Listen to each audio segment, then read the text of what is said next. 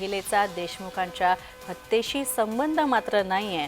या सगळ्या चर्चांना पोलिसांनी मात्र पूर्णविराम दिलेला आहे। रामेश्वर भोसलेला महिला ब्लॅकमेल करत होती असं पोलिसांचं म्हणणं आहे।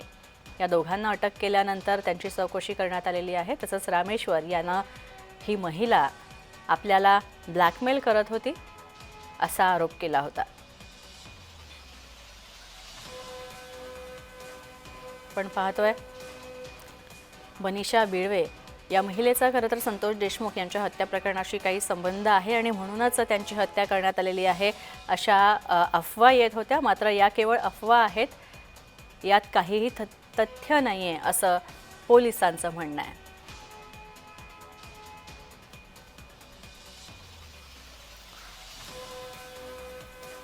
उदय साबळे आमचे प्रतिनिधी आमच्या सोबत आहेत। उदय, काय अधिक माहिती आहे? अखेर पोलिसांनी सुद्धा हा खुलासा केलेला आहे, स्पष्टीकरण दिलेलं आहे की मनीषा बिळवेंच्या हत्येचा काहीही संबंध नाहीये संतोष देशमुख यांच्या हत्येशी। नक्कीच नेहा, जर आपण पाहिलं तर कळंब येथील द्वारका नगरीमध्ये मनीषा कारभारी बिडवे या महिलेचा खून झाला होता आणि या खून प्रकरणातील जे मुख्य आरोपी आहे रामेश्वर भोसले याच्यासह उस्मान सय्यद या दोन आरोपींना पोलिसांनी अटक केली आहे।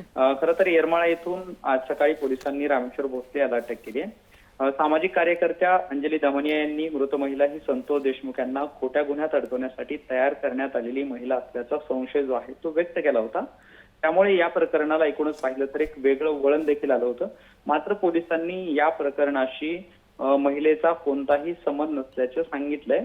तर एकीकडे आपल्याला सूत्रांकडून मिळालेली माहिती अशी की मनीषा बिडवे हिच्याकडे जो मुख्य आरोपी आहे तो काम करत होता, तिचा ड्रायव्हर म्हणून काम करत होता आणि त्याच्यातूनच तिची जी हत्या झाली आहे ती एकूण आर्थिक देवाणघेवाणीतून किंवा अनैतिक संबंधातून झाली असल्याचा जो अंदाज आहे तो पोलिसांकडून वर्तवण्यात येतोय, अशी आपल्याला सूत्रांकडून माहिती देखील मिळते। अच्छा, म्हणजे मनीषा बिळवे यांची हत्याच झालेली आहे असं सुद्धा पोलिसांचं म्हणणं आहे? नक्कीच जर आपण पाहिलं तर पोस्टमॉर्टम रिपोर्ट जो आहे तो हाती आलेला आहे आणि समोर आलेला आहे। त्यातून या महिलेचा खून झालेला आहे, हेड इंजुरी झालेली आहे, डोक्यात मारण्यात आलेला आहे, त्यामुळे त्या महिलेचा मृत्यू झालाय, त्या महिलेचा खून झाला आहे हे निष्पन्न झालेलं आहे। नक्कीच, धन्यवाद उदय या सगळ्या माहितीबद्दल। तर मनीषा बिळवे यांची हत्या झालेली आहे पूर्व वैमनस्यातून असं पोलिसांनी सांगितलेलं आहे।